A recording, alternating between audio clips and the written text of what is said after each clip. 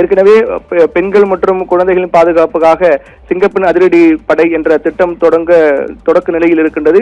அது தொடங்குவதற்கு சில தாமதம் ஏற்பட்டிருந்தாலும் கூட அது எப்போது தொடங்கப்படும் என்பது அது குறித்தும் ஏதேனும் அவர் பேசுவார் என்றும் எதிர்பார்க்கப்படுகிறது. விவசாய கடன் தள்ளுபடி, அதே போன்று 200 யூனிட் இலவச மின்சாரம் போன்ற அறிவிப்புகள் எல்லாம் செயல்படுத்தப்பட்டிருந்தாலும் அதிலும் சில விமர்சனங்கள் முன்வைக்கப்பட்டு வருகிறது. அது முழுவதுமாக தள்ளுபடி செய்யப்படவில்லை.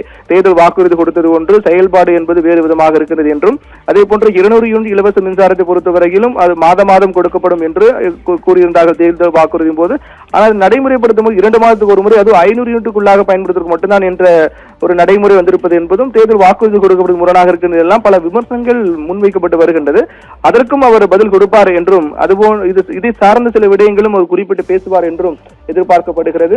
முதலமைச்சர் வருகை முன்னிட்டு திருச்சியில் பலத்த பாதுகாப்பு ஏற்பாடுகள் எல்லாம் செய்யப்பட்டிருக்கிறது. அந்த நிகழ்ச்சி நடைபெறக்கூடிய இடத்தில் 5000 பேர் முதலமைச்சர் வருகைக்காக காத்திருக்கின்றார்கள். 4:15 மணி அளவில் அவர்கள் கொடுத்த நேரம் அது 4:15 மணி அளவில் நிகழ்ச்சி நடைபெறும் என்று கொடுக்கப்பட்டது. அதுக்காக தனி விமானம் மூலமாக சென்னையில் இருந்து திருச்சி வந்தடைந்தார். திருச்சி வந்தடைந்த முதலமைச்சர் விஜய்க்கு அமைச்சர்கள், அதிகாரிகள், அதே போன்று மதிமுகவை சேர்ந்த MP துரை வைகோ உள்ளிட்டோர் எல்லாம் வரவேற்பு கொடுத்தார்கள். அவர்கள் வரவேற்பு பெற்றுக்கொண்டு காவல்துறை மரியாதையை ஏற்றுக்கொண்டு அங்கிருந்து வாகனம் மூலமாக திருச்சி சத்திரம் பெருநிலையம் நோக்கி முதலமைச்சருடைய கான்வாய் வாகனங்கள் சென்று கொண்டிருப்பதை பார்க்கின்றோம். வழி நெடுங்கிலும் மக்கள் அவரை சந்தித்து கையை செய்து கொண்டிருப்பதையும் அவர்களுக்கு நன்றி தெரிவிப்பதையும் பார்த்துக் கொண்டிருக்கும். ரோட் ஷோ போலவும் இது நடந்து கொண்டு வந்திருக்கிறது.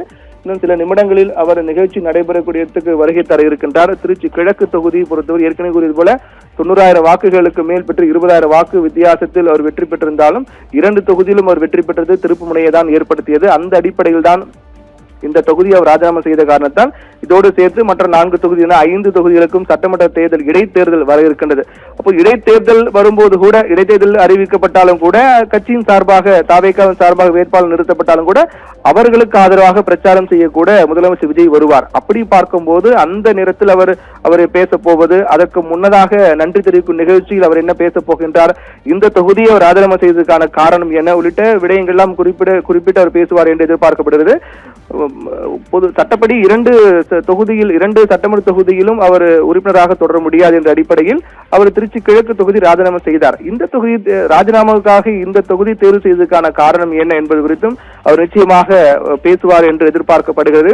இதுபோன்ற பல விடயங்கள் ஒரு முதலமைச்சரான பிறகு அவர் பேசக்கூடிய முதல் பேச்சு இது என்பதால் எதிர்பார்ப்பை அதிகரிக்க செய்கிறது. சட்டப்பேரவைக்குள் அவர் பேசியதாக நம்பிக்கை வாக்கெடுப்பின் மீதான நம்பிக்கை வாக்கெடுப்பு கோருதல், அதற்கு பிறகு எதிர்க்கட்சி தலைவர் பேசியதற்கு பதில் கொடுத்து உள்ளிட்ட சட்டப்பேரவையில் அவருடைய உரை இருந்தாலும் கூட அதை தாண்டி அவர் பேச போவது என்பது அரசியல் ரீதியாக விமர்சனங்கள் இருக்கும் நிலையில் அதற்கு பதில் கொடுக்க போவது என்பதெல்லாம் எதிர்பார்ப்பை அதிகமாகவே ஏற்படுத்தி இருக்கிறது என்று கூறலாம். சத்திரம் பெருநிலையில் தான் இந்த நிகழ்வு நடைபெற இருக்கின்றது. இதனால் பல்வேறு போக்குவரத்து மாற்றங்கள் எல்லாம் செய்யப்பட்டிருக்கிறது. 4:15 மணி அளவில் அவர் அந்த இடத்தை வந்தடைவார் என்று எதிர்பார்க்கப்படுகிறது. 107 தொகுதிகளில் வெற்றி பெற்ற ஆட்சி அமைத்த தமிழக வெற்றி கழகம் சார்பில் விஜய் முதலமைச்சராக பொறுப்பேற்றார். 10ஆம் தேதி பொறுப்பேற்றார். பதவியேற்ற பிறகு முதல் முறையாக அவர் திருச்சி மக்களை நேரில் சந்திக்கு நன்றி தெரிவிக்கும் பொதுக்கூட்டத்திற்கு அந்த இடத்தை நோக்கி அவர் வந்து கொண்டிருக்கிறார். தேர்தலில் வழங்கிய ஆதரவுக்கு கட்சியின் வெற்றிக்கும் துணை நின்ற மக்களுக்கு நன்றி தெரிவிக்கக்கூடிய வகையில் இந்த நடைபெறும் இந்த நிகழ்ச்சி என்பது ஏற்பாடு செய்யப்பட்டிருக்கிறது. அதனால் அரசியல் ரீதியாக முக்கியத்துவம் வாய்ந்ததாக பார்க்கப்படுகிறது. அது மட்டும் இல்லாமல் திருச்சி மக்களுடன் மீண்டும் நேரடியாக சந்திக்கும் இந்த நிகழ்வு என்பது விஜயனுடைய அரசியல் பயணத்தில் மற்றொரு முக்கிய ஒரு நிகழ்வாகவே பார்க்கப்படுகிறது. அதனால் இந்த நிகழ்வு என்பது அரசியல் ரீதியாக மிகுந்த ஒரு எதிர்பார்ப்பு ஏற்படுத்தி இருக்கின்றது. என்ன பேச போகின்றார் என்பதை தாண்டி அவர் இங்கு வந்திருப்பது, மக்களை சந்திக்க இருப்பது, அவர் பேச போகின்றதெல்லாம் பெரிய எதிர்பார்ப்பை ஏற்படுத்தி இருக்கின்றது. முதலமைச்சரான பிறகு அவர் மக்கள் சந்திப்பு இதுதான் முதல் முறை. ஏற்கனவே பல விமர்சனங்களால் முன்வைக்கப்பட்டு வந்தது. கொளத்தூர் தொகுதியில் முன்னாள் முதலமைச்சர் மு.க. ஸ்டாலின் தோல்வியுற்ற நிலையிலும் கூட அந்த தொகுதி மக்களை நேரடியாக சென்று சந்தித்து நன்றி தெரிவித்தார். அவருக்கு வாக்களித்த மக்களுக்கு நன்றி தெரிவித்திருந்தார்.